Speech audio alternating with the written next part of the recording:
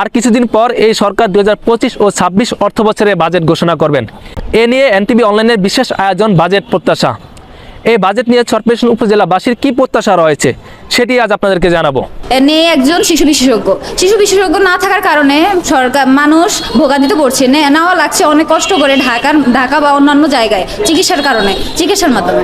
আমরা চাই অন্তর্বর্তীকালীন সরকার এই বাজেটের সাথে এই জিনিসগুলো লক্ষ্য করুন। আমরা অন্তর্বর্তীকালীন সরকারের প্রতি দৃষ্টি আকর্ষণ করব যেহেতু তিনি 25-26 অর্থ বছরের বাজেট ঘোষণা করবেন, সেহেতু আমাদের দ্বীপ জেলা ভোলায় কিন্তু অনেক পিছিয়ে রয়েছে এবং এটা হচ্ছে একটা বিচ্ছিন্ন জেলা বলা যায় আমাদের রাজধানী থেকে।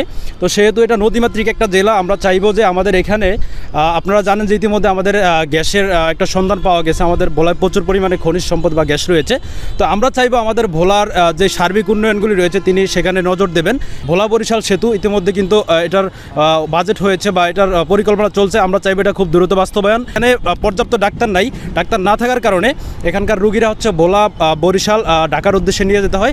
এখানে পর্যাপ্ত ডাক্তারের ব্যবস্থা করতে হবে এবং এটাই ছিল আর কি অন্তর্বর্তীকালীন সরকারের কাছে আমাদের দাবি। সড়ক উন্নয়ন, সেতুর উন্নয়ন, তারপর হচ্ছে আপনার বিভিন্ন খানাখন্দক মেরামতের বিষয়, এই সকল বিষয়গুলো এই নিম্নাঞ্চল এটা হয়েই ওঠে না বেশি একটা। কারণ হচ্ছে একটাই, বাজেটও হয় কিন্তু এটা মানে সঠিক তদন্তের অভাবে, পরিচালনার অভাবে এটা জনগণের কাছে গিয়ে পৌঁছায় না। এই বাজেট যদি জনগণের কল্যাণমুখী করতে হয় তাহলে এই বিষয়গুলো অন্তর্বর্তীকালীন সরকারের আমি মনে করি খুব ভালোভাবে দেখা উচিত। আমাদের এখানে বিদ্যুৎ বিলও অনেকের জন্য কষ্টসাধ্য হয়ে যাচ্ছে, সেটাও নিয়ন্ত্রণে আনতে হবে। তাছাড়া চিকিৎসা ক্ষেত্রের কথা বলতে গেলে চিকিৎসা ক্ষেত্রে বিভিন্ন পরীক্ষা নিরীক্ষা আছে যেগুলো আমাদেরকে প্রাইভেট হসপিটালে গিয়ে করতে হয়, কারণ সরকারি হসপিটালে সে সমস্ত আধুনিক যন্ত্রপাতি অ্যাভেলেবল না।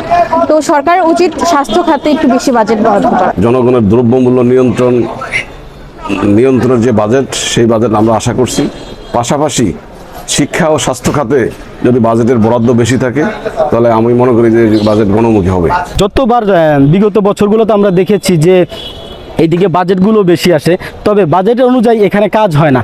নদী ভাঙন রোধের যে বাজেটগুলো আসে এই বাজেটে কিন্তু যাদের কাছে আসে এরা কিন্তু ভালোভাবে কাজ করতেছে না। এই প্রবলেমগুলো যদি ফেস করতে পারে সরকার, ভালো একটি লোকের কাছে দায়িত্ব দেয়, আমরা বিগত বছর দেখে আসছি যে ভালোভাবে কাজ হয় না। আপনার নদী ভাঙনের জন্য যেই কাজগুলো আসে, বাজেটগুলো আসে, সামথিং হচ্ছে কাজ করে বাকিটা লুটে নেয়, এরকম হয়। আমি নাম বলতে চাচ্ছি না, এরকম যাতে না হয় সামনের দিকের যাতে আমাদের ডক্টর মোহাম্মদ ইউনূস স্যার আছে যেহেতু, উনি যাতে ভালোভাবে এদিকে ফোকাস দেয়।